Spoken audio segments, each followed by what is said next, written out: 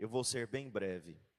No Evangelho nós ouvimos aqui o relato de a cura de um endemoniado, a libertação de um endemoniado, de uma pessoa possuída pelo demônio. Só que diferente das outras libertações que Jesus faz, dos outros exorcismos que Jesus realiza, e abro parênteses para dizer, Jesus realiza muitos exorcismos. Inclusive ele começa o seu ministério num embate com o demônio. Por isso não tem razão aquelas pessoas que dizem que o demônio é invenção da igreja na Idade Média.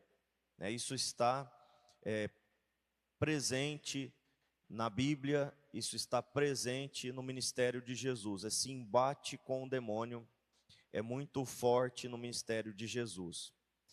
Mas esse exorcismo tem uma diferença, um pouco curioso, o desfecho, desse exorcismo. Então Jesus, ele se encontra com um homem que nós vimos aqui descrito como um homem que vivia num grande sofrimento, um grande tormento, e também atormentava os outros. Era um tormento para si e para os outros. As pessoas até amarravam com correntes, com algemas, mas ele arrebentava as correntes e as algemas. E notem que ao arrebentar essas correntes, essas algemas, esse homem não ficava mais livre. Ele ficava mais aprisionado ainda, mais cativo de Satanás e dessa legião que o possuía ainda. Então, muitas pessoas às vezes dizem assim, eu preciso me libertar das algemas que me aprisionam, mas que me aprisionam porque não me deixam fazer o que eu quero, não me deixam viver os prazeres que eu quero, não me deixam viver as coisas que eu gosto de viver. Essas pessoas se enganam. Sair dessas algemas, entre aspas, sair dessas correntes, entre aspas, na verdade é se aprisionar ainda mais, é se tornar mais cativo ainda, fazer o que quer, fazer o que gosta, fazer o que dá prazer. Se for contra a vontade de Deus, se for contra a nossa natureza, se for contra a lei divina, nos aprisiona ainda mais. Então, liberdade e libertinagem não são a mesma coisa. Liberdade é a capacidade de agir e fazer o bem, de agir para o bem e fazer o bem. Liberdade, ela sempre está ligada com a verdade, com o bem, com o verdadeiro, com o correto. As pessoas que estão no pecado, vivendo segundo as suas paixões desordenadas, não são livres. E mesmo que arrebentem as cadeias, as algemas, as correntes, que aprisionam, ou seja, sair de casa, não obedecer mais os pais, fugir da igreja, não frequentar mais a igreja porque eu não quero mais nada me aprisionando, essas pessoas ficam mais presas do que nunca. Então eles até tentavam conter esse homem, porque ele incomodava também a cidade. Pode ser que alguém ali gostasse dele. Não parece que alguém gostasse desse homem, mas pode ser que alguém gostasse. Pode ser que alguém gostava dele. Então Jesus, ele expulsa esses demônios, essa legião que está aprisionando esse homem, que está trazendo esse grande tormento, esta grande aflição, este grande sofrimento para ele e para os outros. Expulsa esses demônios para os porcos que estão ali, que se precipitam no abismo. O homem fica curado, o homem fica livre, e agora vestido e no seu perfeito juízo, está ali sentado ao lado de Jesus, quando chegam as pessoas da cidade. E aqui tem a parte curiosa. que ficam sabendo de tudo que aconteceu e mandam Jesus ir embora dali. Eles deveriam fazer uma festa, né? Eles deveriam pegar Jesus no colo e jogar para cima, né? Quando alguém ganha, né, um título, né, quando jogadores, né, um time ganha um título de futebol, as pessoas costumam pegar aqueles homens e jogar para cima, né? E festejar e vibrar, né, com o título, vibrar com a vitória daquela pessoa. Eles mandam Jesus ir embora. Eles deveriam carregar Jesus no andor, porque ele trouxe libertação para aquele homem e para aquela cidade. Mas eles mandam embora, porque eles estão mais preocupados com o dinheiro.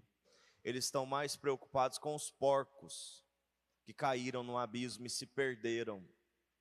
Houve prejuízo para eles. Embora o homem esteja agora bom, esteja são e salvo, e a cidade agora não precisa mais se preocupar com aquele endemoniado, eles estão mais preocupados com os bens materiais. Então, expulsam Jesus dali.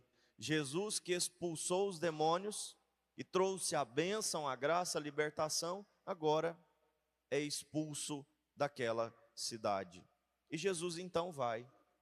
Jesus vai, porque se ele não é bem-vindo na nossa cidade, na nossa casa, no nosso coração, ele não fica. Ele não salva ninguém por decreto. Nós precisamos querer. E aqueles que achavam que eram livres, na verdade ficam ali prisioneiros dos seus apegos aos bens materiais.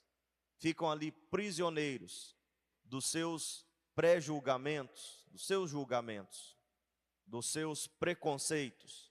Eles ficam prisioneiros enquanto Jesus, livre, vai embora, seguindo a sua missão. O homem tenta seguir Jesus, mas Jesus dá a ele uma missão. Agora você está livre, volta para sua casa e anuncia o evangelho. Anuncia o bem que te aconteceu. Anuncia para todos que o reino de Deus chegou. Queridos irmãos, quantas coisas aqui esse evangelho tem a nos ensinar. Jesus, ele traz a libertação, ele traz o bem, ele traz a salvação para todos nós. E é claro, isso requer de nós abrir mão de muita coisa, abrir mão de muita coisa, do tempo, dos bens materiais, das nossas ideias, ideologias, tantas coisas precisamos sacrificar, mandar para o abismo para termos Jesus em nossa vida. Mas vale a pena. Vale a pena. Não sejamos como essas pessoas dessa cidade que expulsam Jesus das suas vidas porque estão mais preocupados com os bens materiais, mais preocupados com as suas satisfações pessoais. Jesus, ele é o maior presente do céu. Não tem nada mais precioso, mais valoroso do que ele em nossa vida.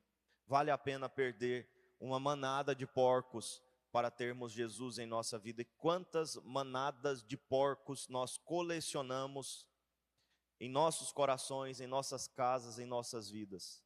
E aqui vocês sabem que para os judeus os porcos eram animais impuros, né, que nem serviam como alimento.